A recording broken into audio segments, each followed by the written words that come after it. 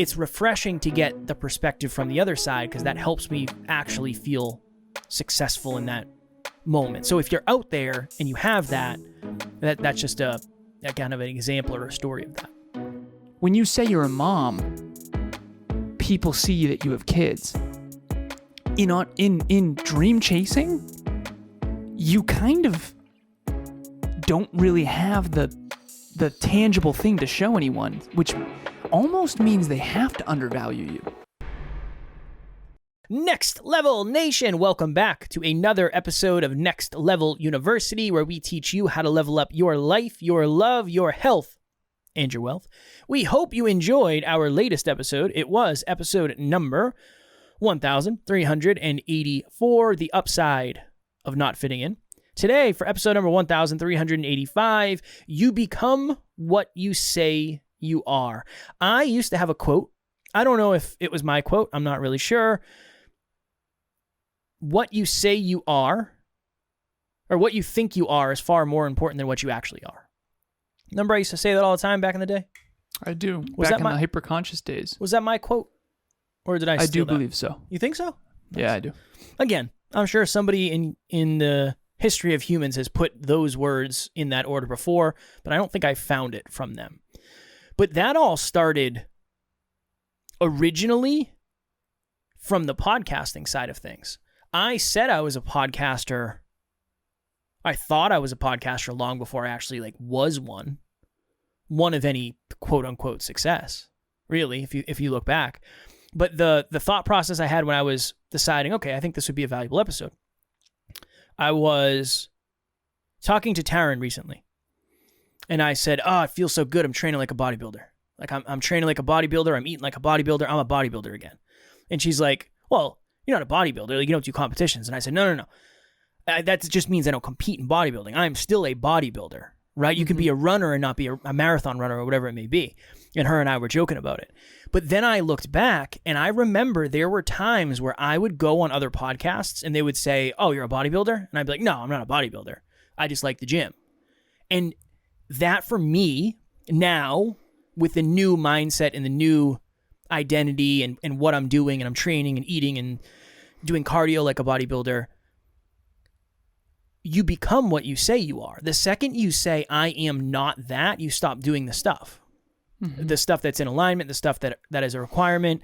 But on the opposite end of that, what you think you are is more important than what you currently are, because if you can adopt the identity in advance of you actually doing it, that's a really good place to be. You were a speaker long before you were a speaker, right? You've been really good at what you think you are is far more important than what you currently are.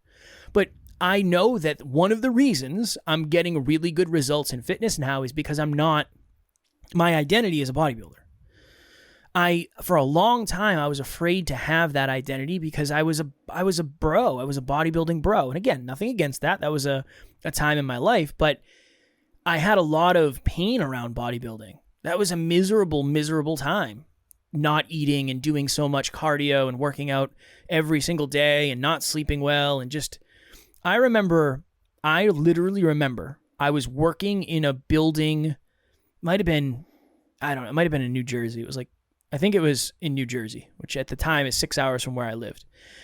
And I would get so tired that I literally struggled to walk up the stairs. My legs were so tired that it was hard for me to walk up the stairs, and I was climbing up ladders. I was falling asleep at the bottom of the ladder.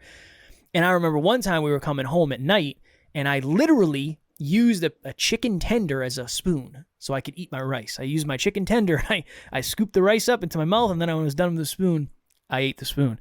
And that was just a brutal, brutal, brutal time. So I have a lot of negativity and a lot of negative energy around the label of bodybuilder. But now I'm watching bodybuilding videos. When I eat, I'm watching bodybuilders eat. I have this weird thing that when I'm dieting, I watch people eat. I don't know. It's very strange, but I've always done it. So the moral of the story is I do not believe that I would be as consistent and as motivated in getting the results that I'm getting right now if I didn't first say, you know what? I am a bodybuilder. I'm going to exercise like a bodybuilder. I'm going to do cardio like a bodybuilder. I'm going to eat like a bodybuilder. I'm going to plan my workouts like a bodybuilder. That has been very, very, very helpful because I am becoming what I say I am. And you cannot get bodybuilder results without doing bodybuilder things. And you can't really do bodybuilder things without holding the identity of a bodybuilder. That's the thing. So what's that for you if you're watching or listening? Because it's most likely not bodybuilding, right? Or maybe it is. Yeah. It could be. But what is that for you where you are you're only halfway in? Like in your identity, it's like, well, yeah, I have a business, but not really. It's not real. It's not serious. That stuff right there is leaking into your identity and your behaviors probably more than you realize. Your identity, what's the saying? You cannot consistently act inconsistent with who you believe you are. You cannot consistently behave inconsistent with who you believe you are.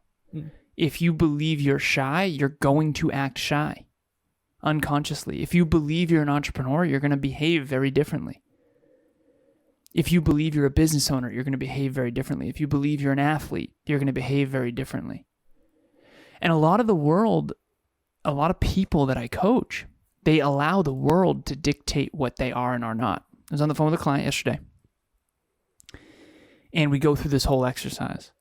And I have this framework that was created by the Next Level graphic design team. And by the way, the person who's the head of the graphic design team, shout out to Christina, is a graphic designer.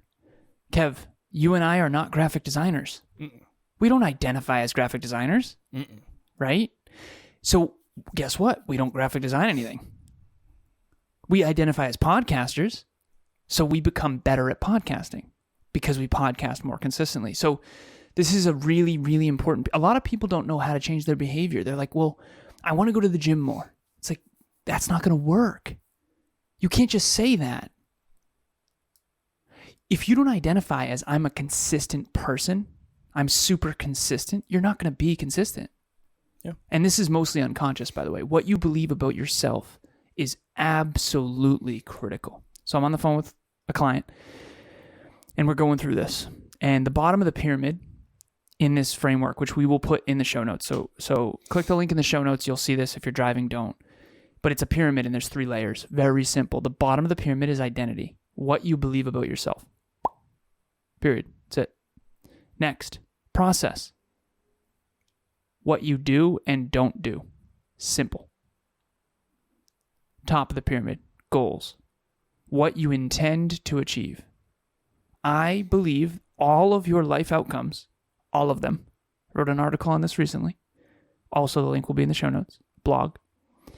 All of your life outcomes, Kev, all of my life outcomes, all of our listeners' life outcomes are going to come down to who you believe you are, what you do and don't do, and what you intend to achieve. Everything else is a byproduct. If Kevin intends to create a world-class podcast with millions of listeners all over the world and has an identity of a podcaster, who's also a podcast coach, who's also a podcast consultant, that's a very different life than someone who's a bodybuilder bro who eats chicken and rice and goes on stage in a mankini. Mm-hmm. You see how like everything, Kevin, and this is the piece I really want to get to, by the way. One of the reasons you don't identify as a bodybuilder is because you don't think it will land or resonate with certain people that you're trying to reach. You don't want to be a bodybuilder bro anymore. It's true. But you want bodybuilder bro results. Definitely. Isn't that interesting? And I think we're all living in that civil war. Dude, when I was trying to become a professional athlete, I had professional athlete results. I was a freak athlete. I could do triathlons on a whim. I was jumping. I could dunk a basketball. I was just a freak athlete. And again, within reason, depending on who you're comparing to. Compared to me now, I was a freak athlete. Definitely.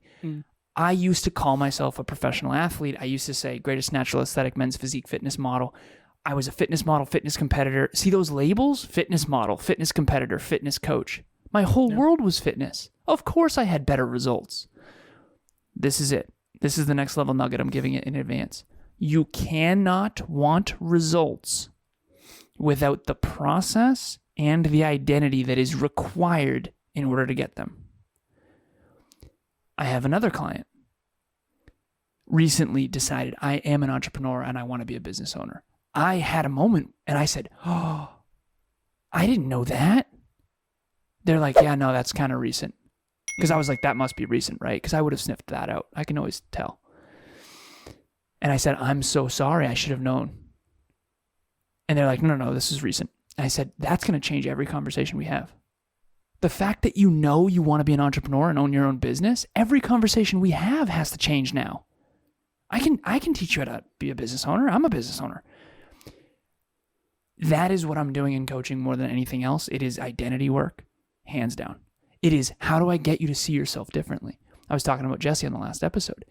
Jessie didn't see herself as a leader. Jessie leads so many people. You're not going to act like a leader if you don't see yourself as a leader. Now, you out there listening, are you a leader?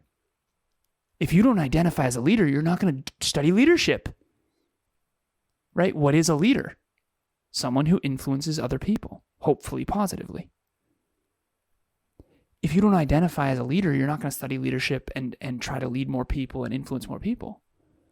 So that's really what we're doing on this podcast. That's what I do in coaching. It's like you get people to identify with the things that a lot of people have outcomes they want in life that are just incongruent with the identity they hold. One of the benefits of me going on other shows has been it helps me figure out who I actually am in a way. Because, yeah, I know I'm a podcaster. I say that all the time, and I believe that. But it's just been a very interesting experience for me to be around so many other podcasters and kind of be like the podcast guy. Like, that really helps me lock it in, you know? And this is the other interesting thing that's been a challenge. You become what you say you are. That's the title of this episode. One of the hard parts about all of this for us, so whatever that is for you, is maybe around certain people in certain times you feel very successful in what you're doing, but then maybe in other times you don't. I had a moment recently where I was thinking to myself, I was at a family event, and somebody asked me about the podcast. I'm like, oh, how's the podcast going? And there was somebody there that didn't know anything about me, like somebody that I had just met. And I was like, oh, we just had our charity event. It was awesome. And they're like, what's the charity event? And I said, well, Alan and I were both raised by single parents, so we have a Next Level Hope Foundation. We do 2 events a year. And they're like, wow, that's amazing. I'm like, oh, thank you so much. I appreciate that. And then somebody's like, oh, how big's the team now? And I was like, well, I think 17 people now. You know, it's Alan and I and you know, people all over the world. It's all virtual. And they're like, last time we talked to you, it was like 8 people. And I was like, yeah, we've grown a lot, right? We've grown a lot. And I pull up in the new car and everybody's like, you got a new car? It's like, yeah, business has been really good. And this is like my dream car. And, you know, that was something Alan and I set a goal for. Sometimes it's very weird. If you don't believe in yourself, the reactions you get from other people, now obviously this is dangerous, but the reactions you get from other people can help you recalibrate in a way. So I felt more successful when I left. Now, I'm not saying that's the answer, but I usually feel, I mean, the conversations Alan and I have are, we're always behind and we're probably always going to be behind forever just based on the size of the goals. It's refreshing to get the perspective from the other side because that helps me actually feel successful in that moment. So if you're out there and you have that's just a kind of an example or a story of that. If you're out there and you feel unseen or misunderstood or undervalued, most likely the way you see yourself is different than the way other people see you. Yeah. And that is maybe another episode, I don't know, but there's always a huge contrast between how other people see me and how I see myself, almost always. You talked about this at the high school speech that we did, where it's like, it was hard for you because these kids don't take us seriously. Mm. What if it's because the way they see you is so much less than how you see yourself? It probably is. what if I was just more used to that? Oh, I remember you said that. Yeah, I'm not expecting them to see me the way I see myself. No one does. Emilia does. That's basically it. You're next. But that's interesting. It's like, I don't know what that means. Maybe that's another episode, but go ahead. Somebody asked me recently, they said, what's your definition of arrogance? I was on a podcast, and I said, confidence without competence. So the confidence of I know how to do something without the confidence of actually knowing how to do it is arrogance to me. And that was just the simplest answer. You know what's interesting about that? The opposite end of that is competence without confidence. That's where a lot of our audience is. I don't know what is that, self-deprecation? I don't know what that is. That's been most of my life. It's almost like they're better than they identify as. Yes. Right? So it's almost like sometimes when you go get credit from other people, it'll actually help you level set to where you actually are. Yeah. Because we are a successful business. I know compared to where we need to be, we're not. But compared to what I was capable of creating on my own, we definitely are. Sometimes those reminders, it's like, 17 people is great, right? We have a very large team. Our team's amazing. We're the most aligned team in the world. Ever. But so it's like, good. That I can say. Like, we I have don't the best think team. About the 17. It's like, yeah, it's more than we had last time. When I say that we have the best team, I'm not just saying that. I actually have been on many, many, many teams, and I've studied many, many, many teams, and I've trained teams, and I've coached business owners. I mean, we have the best team, genuinely. Tools, team, and training. I mean, we are. And I'm saying that based on a lot of data. I'm not just saying that. That's one thing that I've found really challenging in my life is, I don't want to make this about me, but back to the listeners. I'm not just saying stuff. I'm doing it based on data. Like when I said I was a fitness model, I did 42 photo shoots. Like I have the data. I'm not just saying I'm a fitness model. But you did before. You said it before you started doing it. No. I did after. Yeah, maybe. You were a speaker before you were a speaker. But I was speaking. I think it's very in tandem. It's not like I'm a speaker and then I go speak. I've already spoken. At that point, I'd already given 100 speeches, Kev. That's one thing that I've found really difficult. Like, I'm not just saying stuff. When I say I'm an engineer, I have a degree in engineering. I'm not just saying I'm an engineer. Yeah. But I have no results that would indicate that. And I don't show that necessarily, which I think is a huge issue. And maybe this is back to the listeners. Like, when you say you're a mom, people see that you have kids. In dream chasing, you kind of don't really have the tangible thing to show anyone, which almost means they have to undervalue you. Yeah. In a way. Like, so I've done 4,300 coaching sessions with individuals all over the world. So when I say I'm a coach, I'm not like 10 calls in. Now, 10 calls in, was I a coach? Yes. But my value as a coach is infinitely greater than what anyone knows. And I wonder if that's like an issue. And then that's probably how our listeners feel too. It's definitely an issue. How do we bridge that? Were you a coach before the first one? No. You didn't identify as a coach? What did you identify as?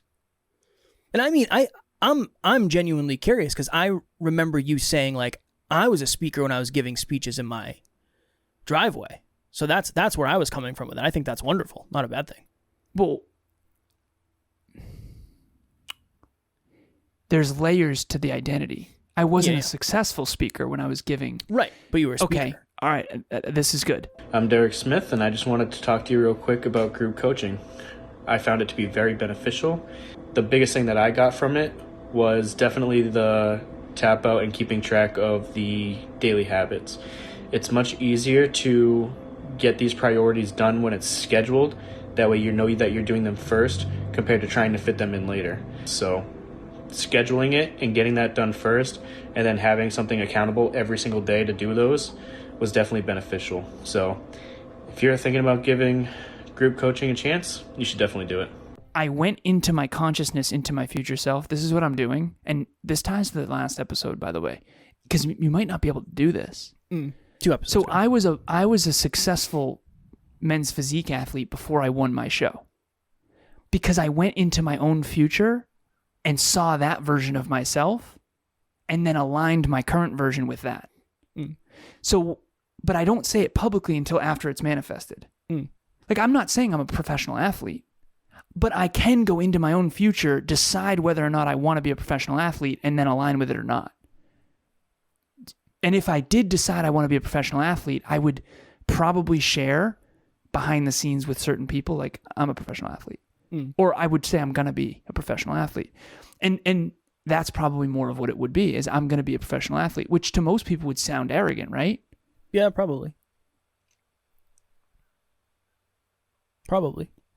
Yeah. That's all I'm doing, is I'm going into a future potential and then saying I'm going to do that. Similar to, I'll go quick about this, but we did an episode where it's like, you know, Kev, how certain are you can get Subway tonight? And you were like 100%. I said, how certain are you can get Subway and eat it in 5 minutes? You're like, not certain at all. Okay, so what did we do? We went into the future 5 minutes from now, realized that you can't bridge the gap. You can't go get Subway, pay for it, and eat it in 5 minutes. I mean, if you can, you should be in an eating competition more than a podcaster, right? Professional eater, which is another label. But in 5 hours, of course, he could. And what we essentially said is manifestation is the same thing. So me saying I'm going to be a professional athlete, I'm just going into my future saying, yeah, I could totally do that. And then deciding to do it and then aligning with it. And maybe we do another episode about aligning with the future potential, and I can talk about that. That's what I'm basically doing always, which is why I'm never, I want to say never, I'm rarely as shocked as you are when good things happen, because that was already when good things happen. But like certain successes that we've had, you've been really like blown away by, whereas I'm like, yeah, no, that's awesome and I'm grateful. But if anything, that actually took longer than I thought. That's a you thing, I think. What are other people doing? I assume most people are probably on my end if you do something long enough to understand that you are it. It's like, now it makes total sense. If you said, hey, Kev, how do I become the podcast guy? It's like, simple. You do more podcast episodes than anybody else. You build a successful business, and you coach more people than anybody else. And you will be. It's just a matter of time and making the right connections. You sound like what I used to say. But I didn't know that. What did you think about that? I never thought that was going to be a thing. I didn't know that was what my future. Going back to, it was 2 episodes ago. It was Friday's episode, 1383. I don't know. I was like, I guess I can get better at this. I don't know what the future. That's strategy. This goes back to the stumble upon thing of like, if people call you shy, you might identify as shy when you might not. Maybe it was a shy moment. Maybe you had a tough, it's the whole, when you're a kid, like, oh, you're so good at math. So then you identify as good at math. So you do more math. Yeah. And then you end up better at math because it's a self-fulfilling prophecy. We're all trying to, that's what identity crises are. I mean, Kev, you and I talk about Growing Pains Part 7 episode. All it is a constant identity crisis. You know what I've realized about you? Patronizing. Kev, after you get the BMW, you have to like realign your identity with it. For me, my identity was aligned with it before. Do you know what I mean? I do. I do. So it's like, don't let the world tell you what you're going to be. If I did that, I would have been in serious trouble. I think it's belief more than the world. I just didn't have the belief that it was going to happen. Not the world. The world has been telling me I could be successful for a long time. People have been telling me I can be successful. I mean, if anything, I'm a story of the other side where people have just been saying, like, yeah, you could be successful. You've been saying that since the beginning. All our mentors. Don't you think they're accurate? They were more accurate than you? I still find that hard to believe. No, because I don't know what this would be without you. You're a wild card, so it's hard to imagine. Would I be grossly successful? Most likely. No, I'm just kidding. I don't know. I don't know what it would. I don't know. Okay, so for our listeners, so there's a reason I call myself Kitchen Man. That's a you thing. That's a you thing. You literally were chat man for a week, and then this week on the call, you're like, I was chat man last week. This week I forgot to do it. Like I think that's a you thing more than anything. Oh. I think you change your identity fast, and then I think I do the behavior long enough, and then it becomes my identity. I think we're just different on that. And I think I'm probably closer to most, I would guess I'm closer to most humans. Okay. Which is why for most people, the identity part is so hard because most people don't do something long enough. Right. If you start a podcast, you do 15 episodes, you're never going to feel like, and then you quit, you're never going to feel like a podcaster. Ever. You're going to have shame around the fact that you started and quit. And you're going to feel like a quitter. Yeah, and then you're going to stack that with like, well, I had a YouTube channel too, and I quit that. One of the reasons I worked with you originally, Kev, is because you had Never Quit Kid as your Instagram handle. Meaning you identified as someone who does whatever it takes. But that was based on my past, not my expectation of future. I could take a beating. That was where it came from. If you're driving into the future looking in the rearview mirror, you're going to crash. That's Definitely. Not my quote. But so I'm not an author yet, but I'm definitely a writer. You know what I mean? I write pretty consistently. So I'm What's like a writer. I'm a blogger. What's the difference between a writer and an author? An author has published a book. Well, that's a published author. Right? Yeah. So it's like there's a lot of nuances. Yeah. The labels are interesting. Here's the difference, though. I know I can be an author if I want to be. Right. It's just I would just have to decide to do that and then just align with it. I hope our listeners understand the value of this. This is identity work is where all the gold is. And it's very hard to do. If you identify as never being wealthy, you're not going to just stumble upon wealth. Right. You have to identify in advance as someone who's going to be wealthy. And it's a decision. I know that sounds overly simple, but you kind of have to decide, like, no matter what it takes, I'm going to be wealthy. And then you have to decide, what does wealthy even mean? Like, I have a client who literally, we have a statement. What do you want out of this coaching? He said, I want to learn how to create a $50 million pound. He's from the UK, 50 million pound net worth. And I was like, okay, perfect. Every call, all we're doing is just aligning with that. Everything he's doing. So I'll give you a tangible example. He was investing $500 a month and he had a bunch of cash on hand just in the bank. I think he had like 20 grand in the bank. And I was like, what are you doing with this money sitting here? Put more in your investment account. This money's just sitting here wasting. Like, you don't need it, right? You have low expenses. Just, he's like, well, how much? I'm like, bump it a couple $100 a month. Put more in your investment account. Diversify. Don't put it all in one thing because, and again, I'm not going to go down the investor road. But the point is he's going to succeed. It's just a matter of time.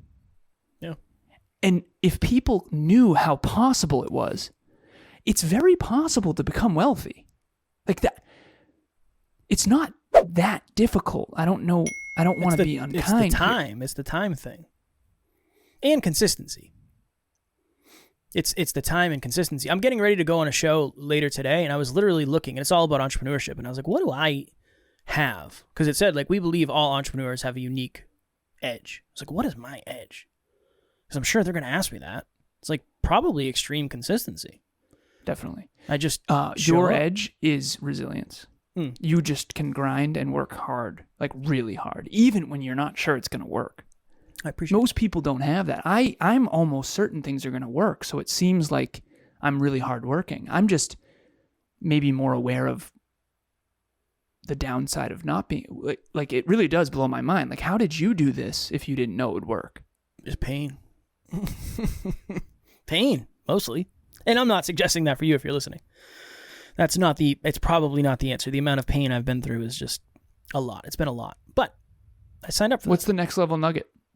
The next level nugget. You think of that? Pretty good. Hold on. I haven't done it yet. I know. I hear you taking deep breaths, getting ready to go off on a tangent. We're 28 minutes in. We're out here cheffing. Oh, you can do yours. I'll do mine after. Okay. I just feel so... I just want our listeners to believe in themselves more because I have another client I'm thinking of. She wanted to be a personal trainer.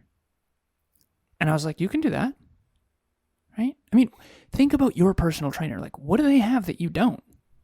Like, there's nothing logical about that. Like, there's no reason why this person can't become a personal trainer. It's not like that's a impossible thing to do, right? She's like, well, I don't know.